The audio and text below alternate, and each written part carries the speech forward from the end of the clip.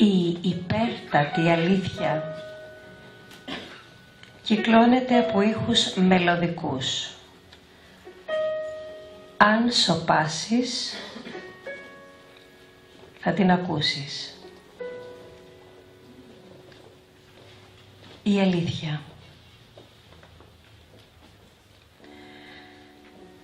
Στην άλλη άκρη της γης βρήκα την αλήθεια που έψαχνα αιώνες. Ζήσε στη διάχυτη ομορφιά του σύμπαντος μέχρι να διαλυθείς μέσα της, είπε. Πώς θα το κάνω αυτό αλήθεια, τη ρώτησα.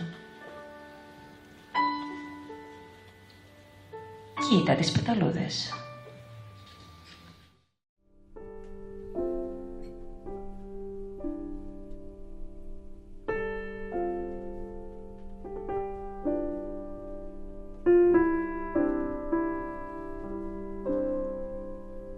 Δεν είμαι από τους ανθρώπους που μιλούν εύκολα στο κοινό. Σήμερα όμως αποφάσισα να το τολμήσω για 2 λόγους. Πρώτα, γιατί θέλω να μοιραστώ μαζί σας και να σας μεταφέρω όσο μπορώ με λέξεις αυτά που αισθάνθηκα στη ζωή μου όταν συνάντησα την ποίηση.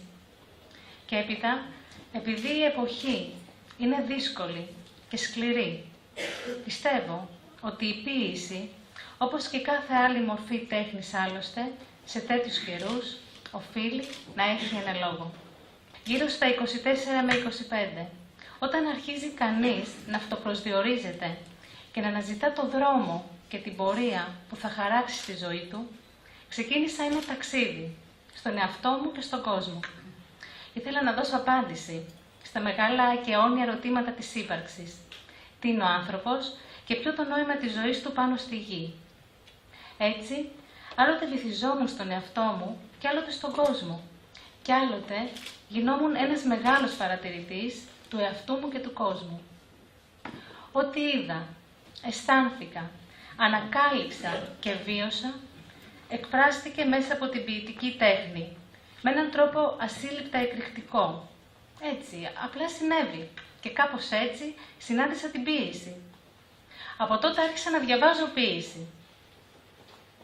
Και θα μου πείτε, και τι έγινε, γιατί μας τα λες όλα αυτά.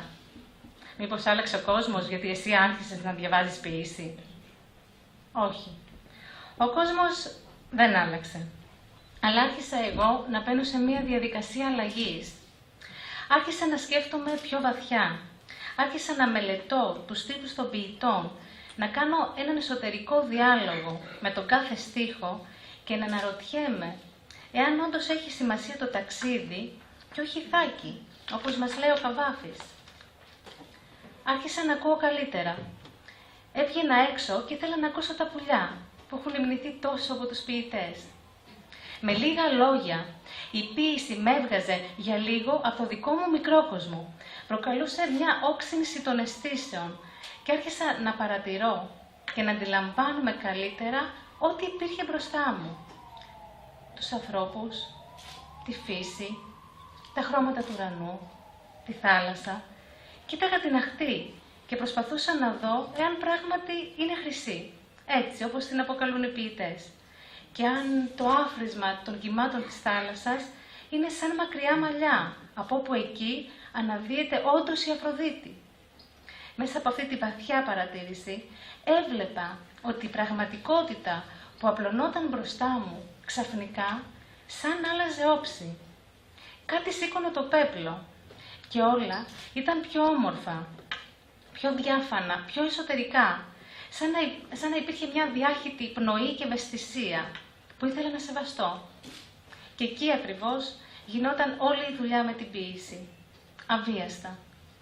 Ξύπνησε μέσα μου η επιθυμία για τα υψηλά ιδεώδη και η αναζήτηση του ωραίου. Και ταυτόχρονα ένιωσα μια βαθιά ευγνωμοσύνη που υπήρχα μέσα στο μεγάλο θαύμα της ζωής. Και τότε κατάλαβα για ποιο λόγο είχαν οι αρχαίοι Έλληνες την ποίηση και τη μουσική στην παιδεία τους. Γιατί ήξεραν ότι η ποίηση και η μουσική θα αφυπνίσει μέσα τους τις άπειρες δυνατότητες της ανθρώπινης ύπαρξης και θα βγάλει όλη την ομορφιά που κρύβει η ανθρώπινη φύση. Να σκέφτεται, να εκφράζεται, να δημιουργεί και να εξελίσσεται.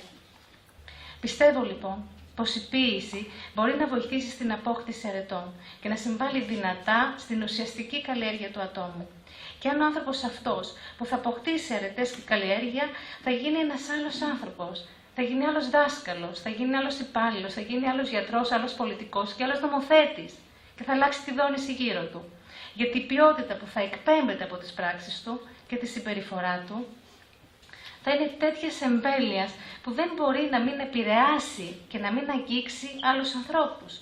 Και κάποιοι από αυτούς θα ξεκινήσουν την ίδια διαδικασία αλλαγής και εξέλιξης. Και αυτοί με τη σειρά τους θα επηρεάσουν κάποιους άλλους. Και αν αυτοί οι άνθρωποι αρχίσουν να γίνονται όλο και πιο πολλοί, εκεί ναι, νομίζω ότι η σκληρότητα της κοινωνίας θα αρχίσει να λιγοστεύει. Και τότε μπορούμε να ελπίζουμε ότι ο κόσμος μπορεί να γίνει καλύτερος. Αρκεί μονάχα ένα κοίταγμα σε ένα παιδικό πρόσωπο για να θυμηθούμε ότι ο άνθρωπος έρχεται στη γη όμορφος και αγνός. Ας προσπαθήσουμε όλοι μαζί να την διατηρήσουμε αυτή την ομορφιά. Και αν αποτύχουμε, να μην απελπιστούμε. Γιατί υπάρχει πάντα σωτηρία, μας λέει ο ποιητής Γιώργος Σαραντάρης. Αρκεί να τολμήσουμε να το παραδεχτούμε και να πλώσουμε το χέρι στα παιδιά και να πορευτούμε μαζί. Γιατί τίποτα δεν είναι ξεκομμένο και αδιέρετο. Και τότε θα έχουμε πραγματοποιήσει το μεγαλύτερο όνειρο του ανθρώπου. Να αντικρίσουμε όλοι μας έναν ομορφότερο κόσμο. Ευχαριστώ πολύ.